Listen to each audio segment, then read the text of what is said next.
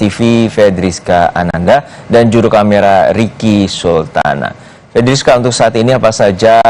poin gugatan yang telah disampaikan oleh kuasa hukum Hasto Kristianto? Ya, Juno, sebetulnya ada beberapa poin yang menjadi catatan begitu ya, yang tadi kami juga sempat catat bahwa terkait dengan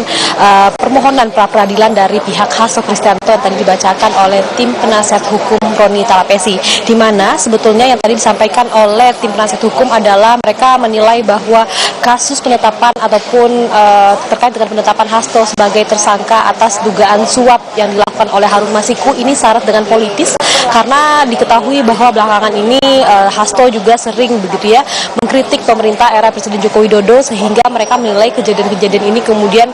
menjadikan Hasto sebagai tersangka. Kemudian selain itu mereka juga menilai bahwa penetapan Hasto ini dinilai terburu-buru setelah ditetapkannya ataupun dilantiknya ketua ataupun pimpinan KPK yang baru, sehingga mereka menilai bahwa penetapan Hasto sebagai tersangka ini dinilai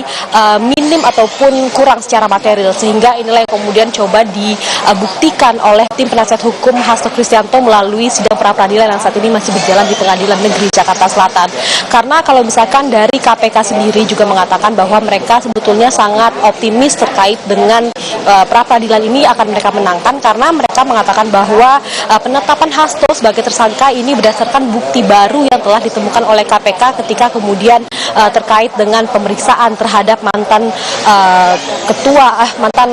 anggota KPU begitu ya, dan juga kemudian dari anggota Bawaslu, dan juga kemudian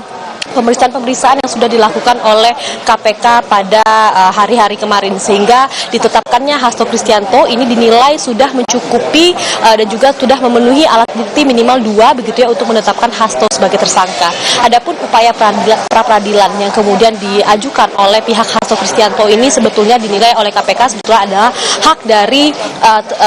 pihak termohon begitu ya, dalam hal ini pihak Hasto Kristianto, tanpa sebetulnya mengganggu ataupun proses penyidikan yang saat ini tengah berjalan di KPK. Adapun terkait dengan penahanan, juga bagaimana kemudian akan kedepannya berjalannya kasus ini, tentu ini adalah hak prerogatif dari penyidik KPK, sehingga penyidik sendiri nanti akan menilai secara material dan formil apakah Hasto ini sah ditetapkan sebagai tersangka atau tidak, dan juga apakah perlu dilakukan penahanan terhadap Hasto Kristianto. Juno. Baik, terima kasih atas laporan lengkap Anda, jurnalis Kompas TV Fedriska Ananda dari Pengadilan Negeri Jakarta Selatan. Sesaat lagi, saudara, kerajinan